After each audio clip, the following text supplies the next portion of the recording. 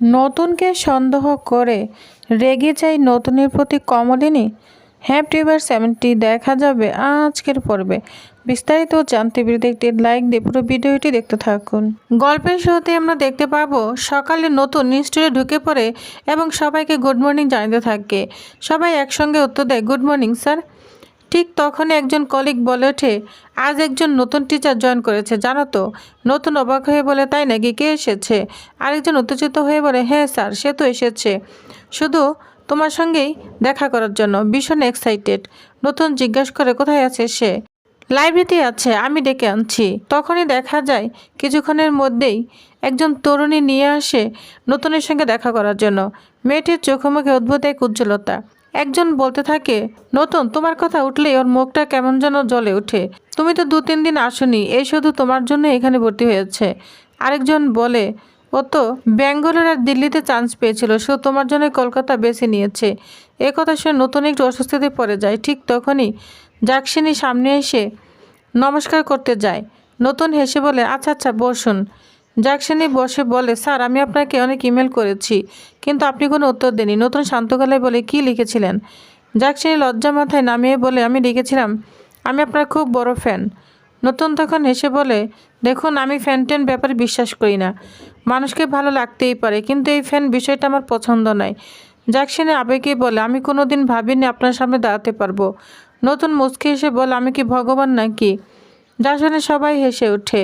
এদিকে একজন কলিগ বলে ওঠে, ও তো বিদেশেও যেতে পারতো, কিন্তু তোমার জন্য এখানে থেকে গিয়েছে। যাক্ষিণী বলে, স্যারের সঙ্গে কাজ শেখা আমার স্বপ্ন। ডক্টর বোস আমার কাছে অন্যান্য মানুষ। নতুন তখন অপ্রস্তুত হয়ে বলে, আপনি আমাকে এমব্রেস করছেন? আমি খুব সাধারণ মানুষ, কাজটাই আমার প্রথম প্রায়োরিটি। আমি আড্ডা দিতে পারি, কিন্তু কাজের বাইরে কিছু নয়। ক্লাস নিয়েছেন, কেমন লেগেছে? যাক্ষিণী বলে, খুব ভালো লেগেছে। এখানকার ছাত্রছাত্রীরা ভীষণ ফ্রেন্ডলি। নতুন বলে, ওদের সঙ্গে যদি নিজেকে মানিয়ে নিতে পারেন তাহলে কাজটা আরও ভালো লাগবে। ঠিক তখনই এক কলিগ বলে ওঠে, আমরা কি তাহলে চুপ করে শ্রোতা হয়ে থাকবো? নতুন হেসে বলে, আচ্ছা ঠিক আছে, এখন আমাকে ক্লাসে যেতে হবে। হঠাৎই যাক্ষিণী বলে, স্যার স্যার আমি কি আপনার ক্লাসটা অ্যাটেন্ড করতে পারি? নতুন অবাক হয়ে বলে, আপনার নিজে ক্লাস নেই? যাক্ষিণী চুপ করে যায়। একজন কলিগ বলে, যেতে দাও নতুন, ফ্যানটা না এমনই হয়, অ্যাডজাস্ট করতেই হবে। নতুন হেসে বলে, এই হচ্ছে তোমাদের কথা। শেষে রাজি হয়ে যায়। নতুন জিজ্ঞাসা করে, আপনি কোথায় থাকেন? যাক্ষিণী বলে, এখন পিজিতেই থাকছি, পরে ফ্ল্যাট নিব। তারপর সাহস করে বলে, স্যার আমি কি আপনার বাড়িতে যেতে পারি? নতুন একটু থেমে বলে, আসবেন, অসুবিধা নেই। একজন কলিগ মজা করে বলে, স্বতন্ত্র ওয়াইফ খুব ভালো, বাচ্চারাও আছে। যাক্ষিণী খুশি হয়ে বলে, আমি আপনার সঙ্গে যাব স্যার। নতুন বলে, আচ্ছা ঠিক আছে। নতুন তখন বলে, কালকে যদি যান তাহলে একদম ডিনার করে তারপরে আসবেন। অনেকজন বলতে থাকে, আরে ভাগ্য তো দেখছি, মানে কমলিনী রান্না আমাদের খাওয়ার সুযোগ হবে না। শোনো, তোমাদের সঙ্গে না কমলিনীর ডাইরেক্ট কানেকশন আছে, ঠিক আছে? তোমরা নিজেরাই কথাবার্তা বলে তারপর বাড়িতে চলে যাবে, আমার সঙ্গে একদম টানবে না। সবাই হাসতে থাকে। ঠিক আছে, যদি খাবারের কথা বলতে ইচ্ছে হয় সরাসরি কমলিনীর কাছে বলবো। কমলিনীর মতো মানুষ দুজন হয় না, আমরা যা খেতে চাই। তারপর একজন বলতে থাকে, আচ্ছা ঠিক আছে, যদি খাবারের কথায় বলতে ইচ্ছে হয় সরাসরি কমলিনীর কাছে গিয়েই বলবো। কমলিনীর মতো মানুষ দুজন হয় না, আমরা যা খেতে চাই সেটা যদি জানতে চাই নির্ঘাত টিফিন বক্স করে ভর্তি করে আমাদের কাছে পাঠাবে, আর নয়তো সবাইকে নিমন্ত্রণ করবে, এতে আমাদের লাভই হবে। নতুন বলে, ঠিক আছে, আমি আমাদের ক্লাসটা মেনটেন করি, তোমরা সবাই যার যার ক্লাস করো। এরপর দেখা যায় যাক্ষিণী যাচ্ছে। নতুন বলে, আপনি আমার ক্লাস যাবেন তো? যাক্ষিণী তখন বলে, আপনার যদি কোনো আপত্তি না থাকে। আচ্ছা স্যার, আমি কি আপনাকে স্বতন্ত্রতা বলতে পারি? আপনার কোনো আপত্তি হবে না তো? তখন নতুন বলে, না না, মোটেও না। যাক্ষিণী তখন বলে, আপনি আমাকে যাক্ষিণী বা ভোর বলে ডাকতে পারেন। আমার নাম ভোর, আমার ডাক নাম হচ্ছে ভোর। যার শুনে নতুন অবাক হয়ে যায়, বলে, আচ্ছা ঠিক আছে, আপনার মতো মানুষকে না কাছে দেখে স্যার বলতে ইচ্ছে করে না। তখন বলে, ঠিক আছে, আমি তো আপনার দাদার মতোই। যাক্ষিণী চমকে যায় আর বলছে, আমি আপনাকে দাদার মতো ভাবি না, আমার কাছে আপনি একজন পুরুষ, আমি নিজেও একজন নারী। এই পরিচয়টা আমাদের কাছে সত্যিই থাকুক। মামা কাকা পিসির সম্পর্কের মধ্যে আমি নিজেকে আটকে রাখতে চাই না। নতুন তখন বলে, আমি ক্লাসে যেতে চাই। যাক্ষিণী তখন বলে, আমি আপনাকে জানিয়ে রেখি, আমি না কোনো মিথ্যা কথা বলতে চাই না। আপনি হয়তো ভাবছেন আমি আপনাকে দাদার মতো ভাবি, কিন্তু আসলে তা নয়। যা শুনে নতুন অবাক হয়ে যায়। এরপর দেখা যায় মিঠি সুস্থ হয়ে গিয়েছে। মিঠিকে নিয়ে হসপিটাল থেকে বাড়িতে চলে আসে নতুন, কমলিনী, কুর্চি আর কিষাণু তখন বর্ষা দাঁড়িয়ে আছে। মিঠি বলে, আচ্ছা মা, আমি তো এখন হাঁটতে পারছি, আমাকে ধরে আনতে হবে না, হসপিটালে তো আমাকে হাঁটিয়েছে। তখন কিষাণু মিঠিকে ধরে এনে সোফায় বসিয়ে দেয়। মিঠি বলে, কি যে শুরু করছে না এরা, কিছুই বুঝতে পারছি না। তখন বর্ষা বলে, মিঠি চিন্তা তো হবেই, বলো, এত বড় একটা অপারেশন হলো। আচ্ছা ঠিক আছে, দাঁড়াও, আমি তোমার জন্য শরবত নিয়ে আসি। এই বলে শরবত আনতে চলে যায় বর্ষা। তারপরে বর্ষা মিঠিকে শরবত এনে দেয়। তখন মিঠি তাকিয়ে থাকে। তারপর কমলিনী বলে, নাও, খেয়ে নাও, শরবতটা যখন বানিয়ে এনেছে খেয়ে নাও না। তখন মিঠি শরবতটা হাতে নিয়ে নেয়। তখন ঠাম্মি এসে বলতে থাকে, কই মিঠি কোথায়? মিঠি তো ঠাম্মিকে ভুলেই গিয়েছে, অথচ ঠাম্মি তোমার চিন্তা একদম শেষ। তখন কৃষাণু বলে, ঠাম্মি, ওকে তোমার খবর নিতে হবে না, আমি তো আছি তোমার খবর নেওয়ার জন্য। আমি তোমার খবর নিলেই তো হবে, তাই না? তখন ঠাম্মি বলে, না না, এখন এসব কথা বলো না তো। না না, এসব কথা বললে না, একদম হবে না, একদম না। ঘোরানো হচ্ছে, তাই না? আমার নাতনি আমাকে তো ভুলেই গিয়েছে, অথচ আমি কত চিন্তা করেছি মিঠির জন্য, আর বিয়েটাও তো হচ্ছে তাড়াতাড়ি করে। তখন মিঠি বলে, ঠাম্মি, এই তুমি ঝগড়া আবার শুরু করে দিলে আমার সঙ্গে, তাই না? তখন ঠাম্মি বলে, কোথায় ঝগড়া করছি? ঝগড়া তো তুমি সবসময় আমার সঙ্গেই করো, আর তাছাড়া এখন তো ঠাম্মিকে ভুলেই যাবে। কমলিনী বলে, মা জানেন, মিঠি শ্বশুরবাড়ি থেকে শ্বশুর শাশুড়ি এসেছিল দেখতে। তখন ঠাম্মি বলে, হ্যাঁ, তারা তো আসবেই, এখন তো মিঠি তাদের নয়নের মণি, আর বিয়েটাও তো এগিয়ে এনেছে, তাই না? কিষাণু তো বউ ছাড়া থাকতেই পারছে না। তখন কিষাণু বলে, হ্যাঁ, কী করে থাকবো, এক গিন্নিকে বাড়িতে নিলেই তো আরেক গিন্নির কাছে আসতে পারবো। তখন ঠাম্মি বলে, ও কথা বললে চলবে না। তখন নতুন বলে, আচ্ছা কমলিনী, তাহলে আমি ইনস্টিটিউটে চলে যাই, আমাকে ইনস্টিটিউটে যেতে হবে। তখন কমলিনী বলে, কেন, আজকে ছুটি নাও নি? তখন নতুন বলে, না, আজকে আর ছুটি নেইনি, মিঠি তো এখন ভালো আছে, তাই ভাবলাম ইনস্টিটিউট থেকে ক্লাসটা করেই আসি।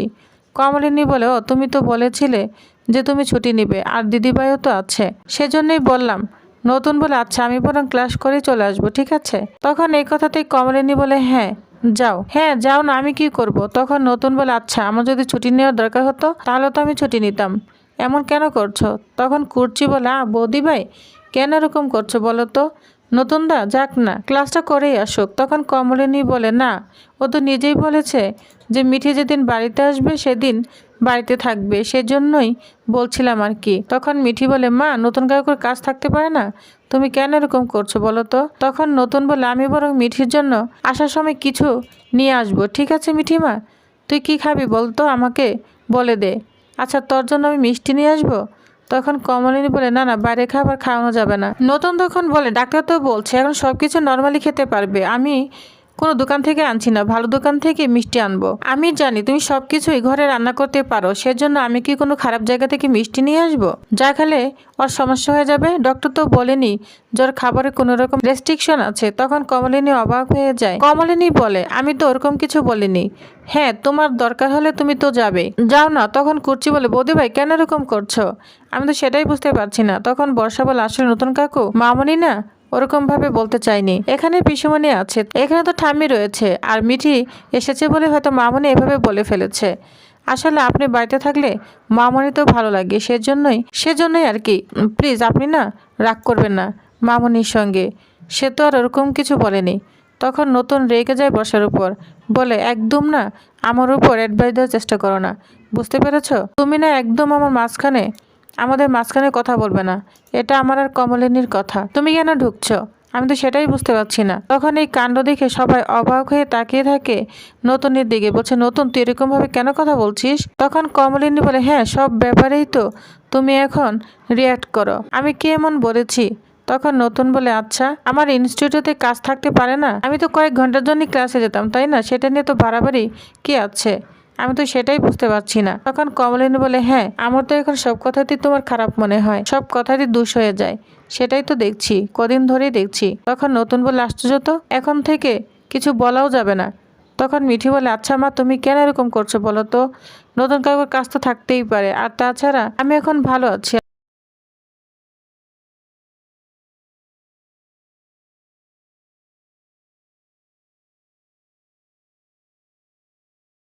নতুন কাকু কয়েক ঘন্টার পরেই চলে আসবে। তখন কমলিনী বলে, না না মিঠিমা, আমি তো আসলে সেজন্য কথাটা বলিনি। তখন নতুন বলে, ঠিক আছে, আমি এখন আর যাচ্ছি না, বাড়িতেই থাকছি। কমলিন তখন বলে, না আমি তোমার কাজের ক্ষতি করতে চাই না, যদি যেতে হয় তাহলে যাও। হ্যাঁ হতেই পারে, এখন কাজের চাপ বেশি, আমি তো জানতাম না। ঠিক আছে তুমি চলে যাও। তখন নতুন কাকু বলছে, না আমি যাব না। এই বলে মিঠির কাছে বসে পড়ে। তখনই নতুনের কাছে একটা ফোন চলে আসে।